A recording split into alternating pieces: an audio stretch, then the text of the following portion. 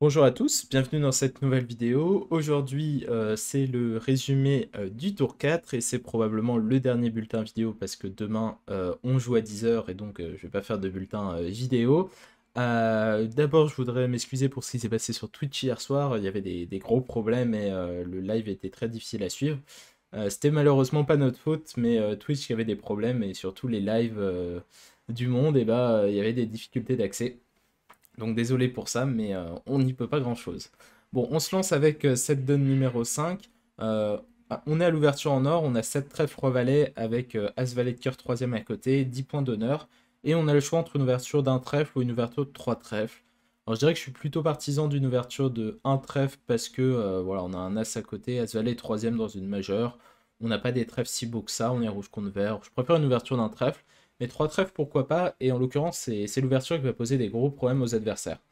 Donc sur trois trèfles, en Est, on a plutôt une enchère de passe, puisqu'on a certes 13 points d'honneur avec 5 carreaux, mais on est régulier, on a la dame de trèfle seconde. Donc ça paraît pas très opportun. Passe. Et maintenant, en Ouest, il faut réveiller. Alors il y a deux choix. Enfin, il y a trois choix. On peut passer. On peut réveiller par trois piques. On peut réveiller par contre. Alors passer, c'est bon, un peu pleutre quand même, parce que si le partenaire a quatre cartes en majeur et une main avec l'ouverture, on a tout à fait nos chances de faire la manche. Et il peut tout à fait avoir cette main s'il a un double ton dans l'autre majeur, par exemple. Donc disons typiquement As-Dame de cœur quatrième, As de pique second et pas grand-chose à côté. Et voilà, on a déjà nos chances de faire la manche. Si on réveille par 3 piques, bon, le problème c'est que c'est un petit peu unilatéral. Alors on décrit 5 cartes à pique, et ça c'est quand même un avantage, mais bon, si on tombe sur la courte à pique en face, bon, ça va pas ressembler à grand chose cette histoire. Et enfin, on peut réveiller par contre. Donc le problème de compte, c'est que on empaille un petit peu les carreaux. Enfin, si on joue à carreau, ça va mal se passer. Et on est en train de décrire quand même qu'on en a un petit peu. Bon, c'est pas très agréable à faire comme réveil. On peut être d'accord là-dessus. Personnellement, je crois que j'aurais choisi de dire contre pour trouver les deux feats majeurs. Mais j'ai bien conscience que ça peut mal tourner si le partenaire a les mauvaises cartes.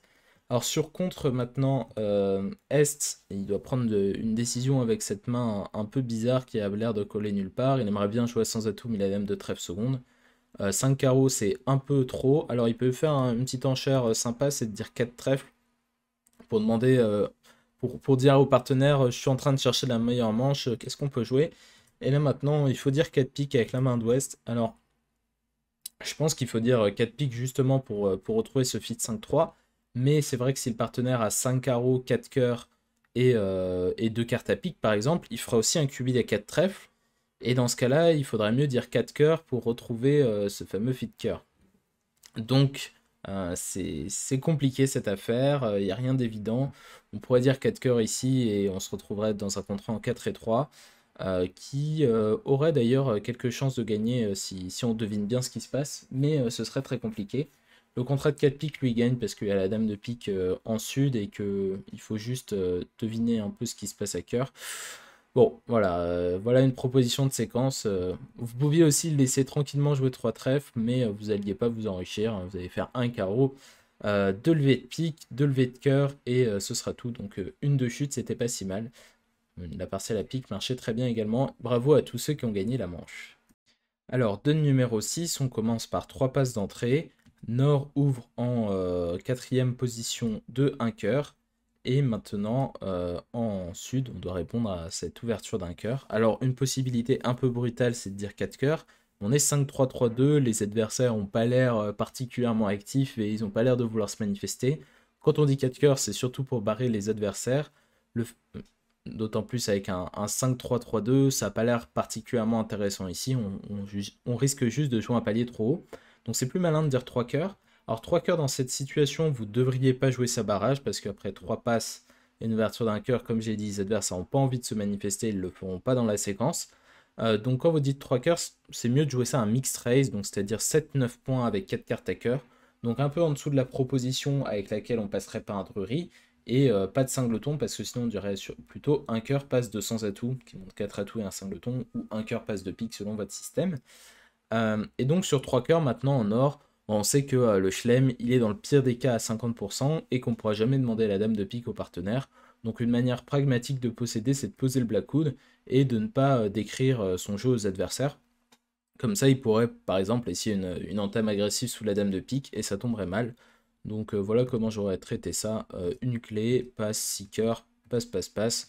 Et là, vous êtes obligé de faire l'impasse pique et vous gagnez par hasard votre contrat. On va finir avec cette donne numéro 8 qui est très intéressante à l'enchère et à la carte. Passe d'entrée en ouest sauf si on joue un système vraiment très agressif. Un cœur d'ouverture en or. On passe en est parce que il a la couleur, notre couleur principale. Un pic en sud. Passe de trèfle. Passe. Alors, on a bien envie de dire 300 atouts avec cette main, mais le problème c'est que si le partenaire est cingleton pique, ça pourrait bien mal tourner. Donc on préfère passer par une quatrième forcing à 2 carreaux. Et ça se trouve, on va apprendre que le partenaire est court à pique. Et dans ce cas-là, ce serait assez peu avisé d'aller jouer 300 atouts. Il faudrait mieux jouer 4 cœurs ou 5 trèfles. Donc là, en l'occurrence, le partenaire dit 3 trèfles et on n'est pas très avancé. On ne sait toujours pas quelle est la courte du partenaire et si il a un arrêt carreau, la courte à pique, etc. Donc, embêté, on va peut-être dire 300 atouts. Peut-être qu'il faudra dire 3 cœurs. Il faut discuter des significations de tout ça. Toujours est-il que 3 piques, ça monte 6 cartes à pique forte. Et que 3 carreaux, ça demande une deuxième fois au partenaire s'il a l'arrêt carreau. Donc voilà, on peut pas s'en sortir proprement dans le standard français ici. On arrive à 300 atouts. Bon, il s'avère que le partenaire a 2 cartes à pique un petit peu par hasard. Et S ne doit pas passer 300 atouts, il doit contrer pour dire à son partenaire n'entame pas carreau, ce que je veux que t'entames c'est cœur. Le déclarant va avoir beaucoup de mal à trouver 9 levées. Et il espère que ce contre fasse chuter le contrat.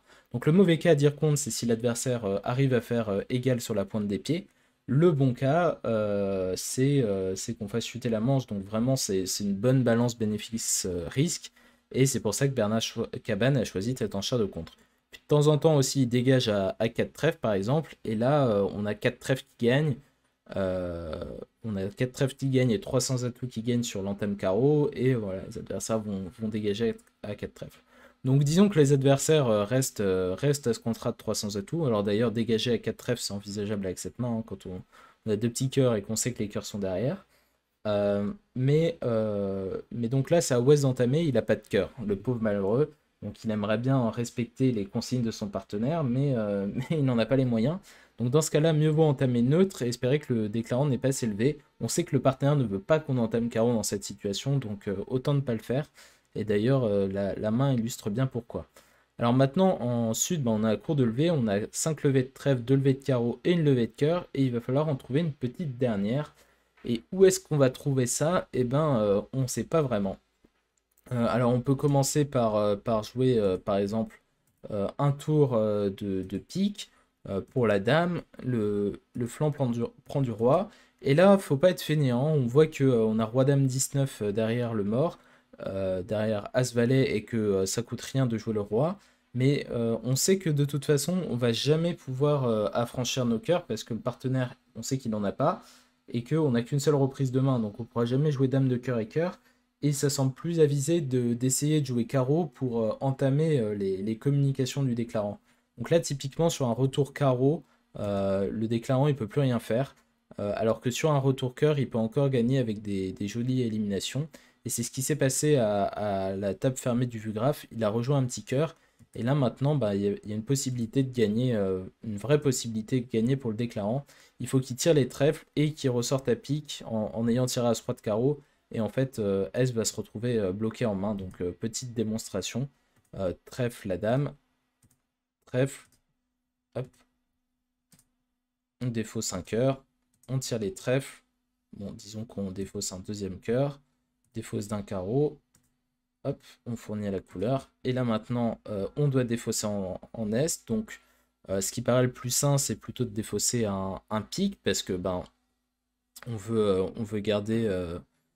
on veut garder dame 10 de cœur derrière, même si bon, le déclarant ne peut pas aller le chercher, donc 10 de cœur ça peut paraître avoir du sens aussi. Donc voyons ce qui se passe sur une défausse du 10 de cœur.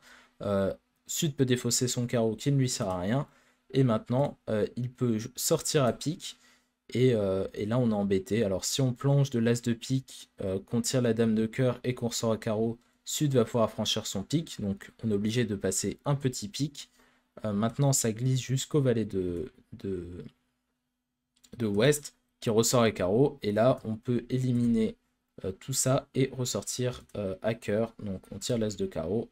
Et maintenant, on remet en main Est, Hacker, et on nous rend le 10 de pique. Donc voilà, c'était une des possibilités de gagner. Mais ça, c'est si on était gourmand en Est et qu'on rejouait le roi de cœur. La bonne carte, c'était le 9 de carreau.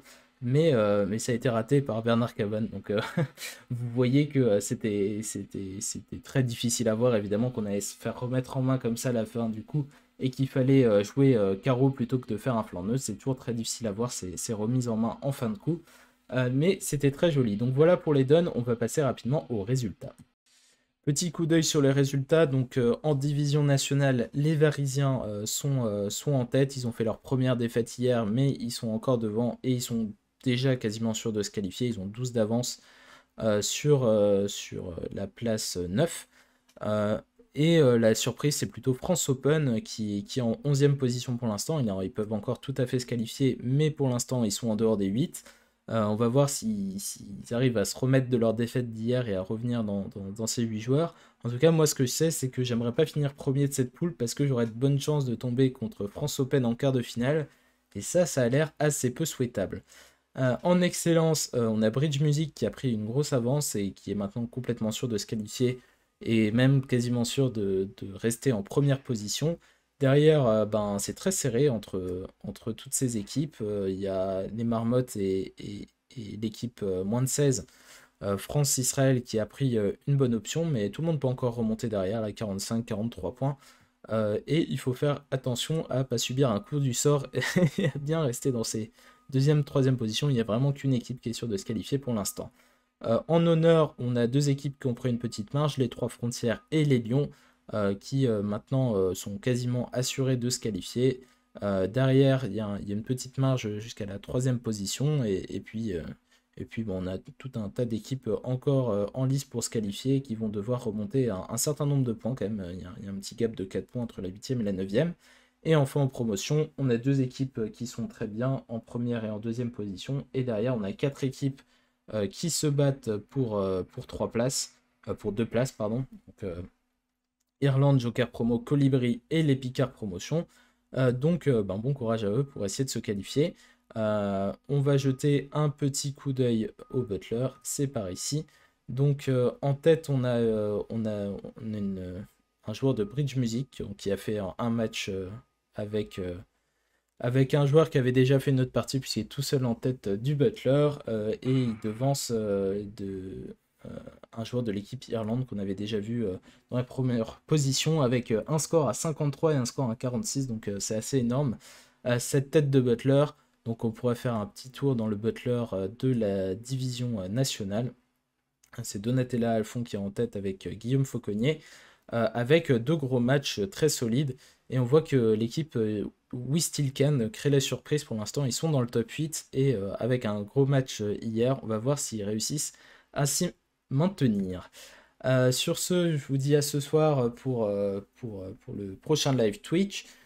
On va suivre au plus grave probablement la table 1, mais on va essayer d'être attentif à ce qui se passe dans les autres matchs pour savoir qui se qualifie pas.